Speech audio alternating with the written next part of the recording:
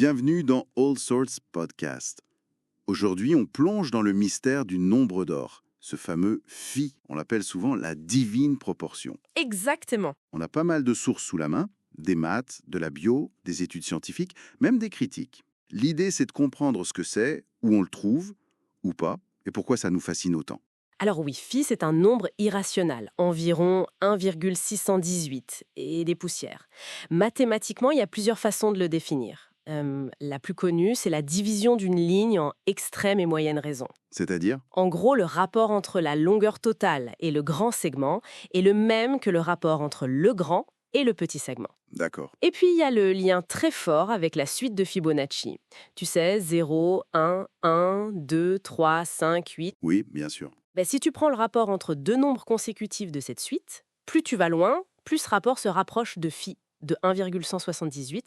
C'est un nombre qui traîne une certaine mystique liée à l'harmonie, la beauté. Ok, alors concrètement, où est-ce qu'on est censé le voir dans la nature? Les exemples classiques? Ah oui, alors les plantes, c'est souvent le premier exemple qui vient. Les pétales des fleurs, non? Le lys avec 3, le bouton d'or 5, ce sont des nombres de Fibonacci? Tout à fait. Et surtout, l'organisation des graines dans un tournesol ou les écailles d'une pomme de pin, elles forment des spirales. Des spirales logarithmiques. Oui, et souvent, si tu comptes le nombre de spirales dans un sens et dans l'autre, tu tombes sur deux nombres de Fibonacci consécutifs, genre 34 et 55 ou 8 et 13. On appelle ça la phyllotaxie, c'est ça? L'idée que la plante optimise l'espace. Exactement, c'est ça. C'est probablement l'un des exemples les plus solides, disons, de l'apparition de structures liées à Fibonacci et donc potentiellement à phi dans la nature. Et au-delà des plantes, chez les animaux, chez nous? Alors, on cite souvent le nautile, ce coquillage avec sa spirale parfaite. Ah oui, l'image classique. Voilà, mais attention, là c'est plus controversé. Des mesures plus précises ont montré que le taux d'expansion de sa spirale serait plutôt autour de 1,33, pas vraiment 1,618. Ah, donc un exemple un peu survendu. Peut-être un peu, oui. Et c'est souvent repris sans vérifier. Ensuite, il y a les proportions humaines. Le fameux homme de Vitruve, ce genre de choses. Oui, enfin, c'est surtout au 19e siècle avec Adolf Zeising qu'on a vraiment théorisé ça. L'idée que le nombril divise le corps selon le nombre d'or, les proportions de la main, du visage. Et même l'ADN. J'ai lu ça quelque part. Oui, certaines sources mentionnent les dimensions de la double hélice, 34 angstroms de long pour 21 de large, par tour complet. Encore de nombre de Fibonacci. Fascinant. Et les crânes humains? Il y avait une étude là-dessus, non? Oui, de Johns Hopkins. Ils ont comparé des crânes humains avec ceux d'autres mammifères. Chez l'humain, un certain arc sur le crâne serait divisé près du sommet, au niveau du bregma, en deux segments dont les rapports seraient proches de phi. Et pas chez les autres animaux. Moins en tout cas. Et l'étude suggérait que plus l'espèce est complexe, plus ces rapports se rapprocheraient de phi. Ils y voyaient un lien possible avec l'évolution. Bon, d'accord. Mais pourquoi ce nombre-là, 1,618, reviendrait comme ça?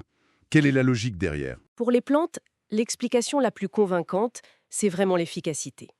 L'angle d'or, qui est lié à phi, c'est 360 degrés divisé par phi au carré, environ 137,5 degrés. Ok.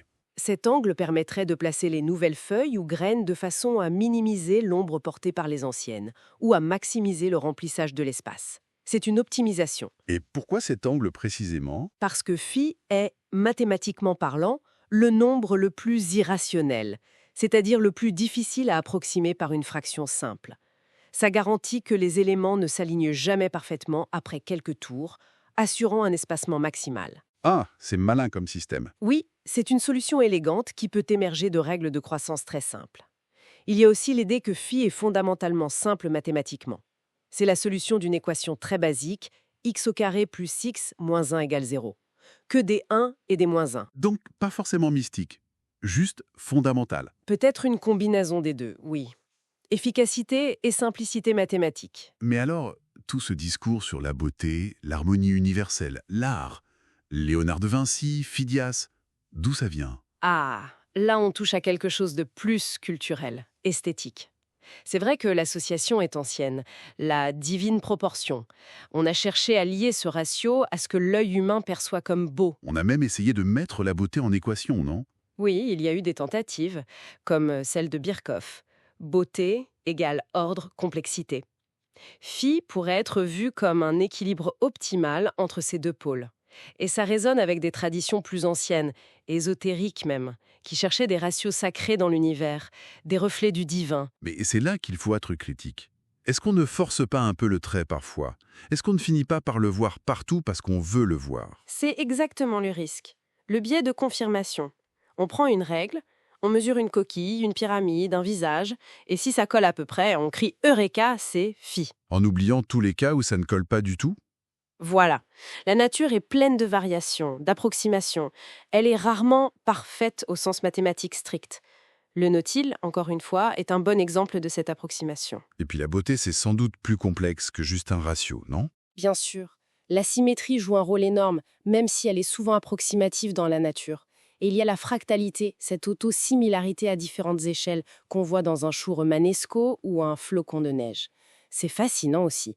Et ça n'a pas forcément de lien direct avec Phi. La beauté est sans doute un mélange de tout ça. Donc, si on résume, le nombre d'or, c'est un concept mathématique super intéressant, bien réel, lié à Fibonacci. Oui, Il semble expliquer de façon assez convaincante certains motifs dans le monde végétal, pour des raisons d'efficacité, c'est ça. mais son omniprésence supposée, son statut de clé universelle de la beauté, là, il faut être beaucoup plus prudent. C'est souvent exagéré, basé sur des approximations ou une forme de mythe moderne. C'est une bonne synthèse, je crois. Ce qui est vraiment passionnant, au fond, c'est cette interaction entre une idée mathématique pure, abstraite, et le monde physique, biologique. Que Phi soit une cause réelle ou une projection de notre désir d'ordre, il incarne cette quête humaine d'harmonie, de sens, de beauté dans l'univers. Et ça laisse une question en suspens. Si un ratio aussi simple que phi peut être à la base de formes naturelles complexes, quels autres principes mathématiques fondamentaux, peut-être plus cachés, plus subtils, pourraient bien façonner la réalité qu'on perçoit? Des choses qu'on n'a peut-être pas encore vraiment comprises. Belle question pour finir. Voilà qui conclut notre exploration du nombre d'or pour aujourd'hui sur All Sorts Podcast. On espère que ça vous a plu et intrigué. Si c'est le cas, n'hésitez pas à aimer cette vidéo, à la partager et surtout à vous abonner à All Sorts Podcast sur YouTube si ce n'est pas déjà fait. Un grand merci à tous ceux qui nous soutiennent déjà. On a plein d'autres sujets passionnants qui vous attendent dans nos épisodes précédents. Et pour ne rien rater, suivez-nous aussi sur X, Instagram et Threads. À très bientôt.